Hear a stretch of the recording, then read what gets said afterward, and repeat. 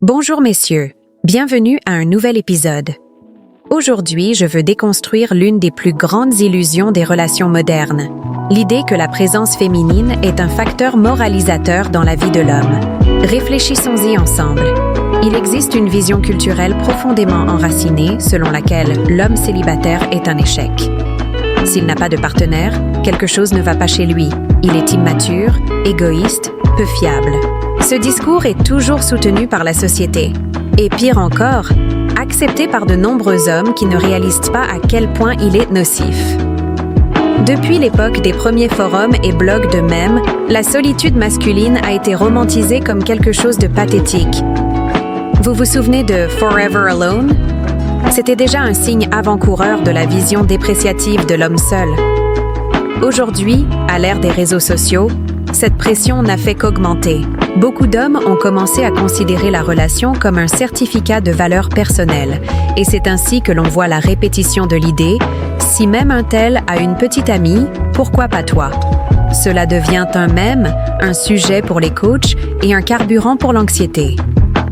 Le problème est que cette logique alimente un mensonge encore plus grand, celui que les femmes choisissent leur partenaire en fonction de la moralité, de la gentillesse, de la bonté. C'est une farce.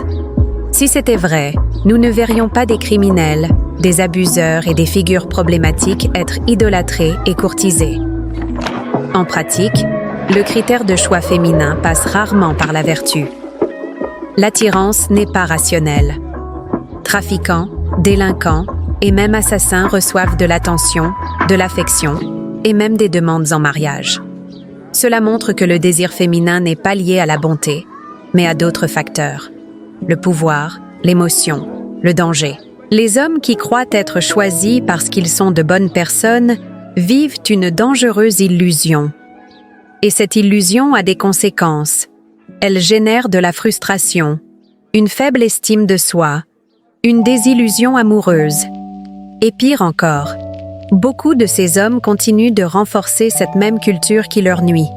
Les femmes, contrairement aux hommes, ont une conscience de groupe. Elles comprennent que le terme « femme » représente chacune d'elles. Les hommes, en revanche, pensent que lorsqu'on parle de « homme », le problème concerne les autres. Cela fait que beaucoup continuent d'alimenter leur propre oppression. Cette absence de conscience collective masculine fait des hommes des proies faciles. Ils deviennent les défenseurs de valeurs qui ne les avantagent pas. Ils défendent l'idée qu'une partenaire est un signe d'évolution personnelle, alors qu'en réalité, cela ne fait que les rendre dépendants de l'approbation externe. En même temps, la pression culturelle qui existait sur les femmes pour se marier jeunes, maintenir la virginité ou fonder une famille a pratiquement disparu. Les étiquettes péjoratives ont été abandonnées, mais pour les hommes, elles restent fermes. Célibataire, immature. Ne veut pas se marier, égoïste. Ne partage pas les revenus, mesquin. Ce déséquilibre des exigences fait partie d'un système plus large qui tourne autour des intérêts féminins. On appelle cela le gynocentrisme, une structure socio-culturelle où tout est orienté pour servir les femmes et les hommes ne font que soutenir cet arrangement par leur travail et leur sacrifice. Les hommes eux-mêmes valident ce système lorsqu'ils continuent d'agir comme des pourvoyeurs inconditionnels, même sans recevoir de réciprocité. La chevalerie, la gentillesse et l'effort émotionnel sans retour sont la norme pour beaucoup. Il est nécessaire de briser ce cycle. Cela commence par le refus de l'idée qu'une relation est une sorte de validation existentielle. Avoir une petite amie ne te rend pas meilleur. Ne pas en avoir ne te rend pas pire. La femme n'est pas un prix de bonne conduite. Lorsqu'un homme commence à se considérer comme le seul responsable de sa propre valeur, il cesse de dépendre de l'approbation féminine. Il arrête de concourir pour l'attention et commence à agir dans son propre intérêt. Ce changement de mentalité ne nécessite pas de mouvement collectif, de manifestation ou de révolution. Il se produit silencieusement, individuellement. Chaque homme qui décide de ne pas vivre selon cette logique contribue à affaiblir le système qui l'exploite. Des attitudes simples comme cesser de romantiser la femme, arrêter de la surestimer, ou simplement ne pas agir comme un serviteur émotionnel sont déjà puissantes. Et il ne s'agit pas de haïr le sexe opposé. Il s'agit de se préserver. De nombreux groupes qui ont émergé pour défendre les droits des hommes ont échoué précisément parce qu'ils ont permis l'infiltration d'intérêts féminins. Les hommes ont commencé à s'attaquer entre eux pour plaire aux femmes présentes dans ces espaces. C'est le symptôme d'un manque d'identité masculine solide.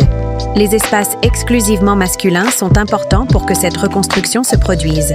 Mais même cela est difficile, car il suffit d'une femme, ou même d'un faux profil, pour détourner complètement le centre de la conversation. Les hommes doivent reconnaître qu'ils ne sont pas obligés de soutenir des structures qui ne les bénéficient pas. Si le féminisme est financé par les impôts et que la majorité des impôts proviennent du travail masculin, alors l'homme qui s'éveille et cesse de soutenir cela fait déjà beaucoup. Et non, il ne s'agit pas de guerre des sexes. Il s'agit de se rendre compte que la culture dominante est hostile à l'homme traditionnel. L'ancien modèle du mari et père protecteur a été écarté, mais les exigences envers les hommes restent les mêmes. C'est pourquoi, messieurs, le message est simple. Arrêtez de croire que la femme vous sauvera, vous améliorera ou fera de vous un homme meilleur. Cette pensée ne vous aide pas, elle vous emprisonne. Soyez autonome, pensez par vous-même et surtout, vivez pour vous-même. Merci beaucoup d'avoir regardé. Que la sagesse et la conscience soient toujours avec vous. À la prochaine vidéo.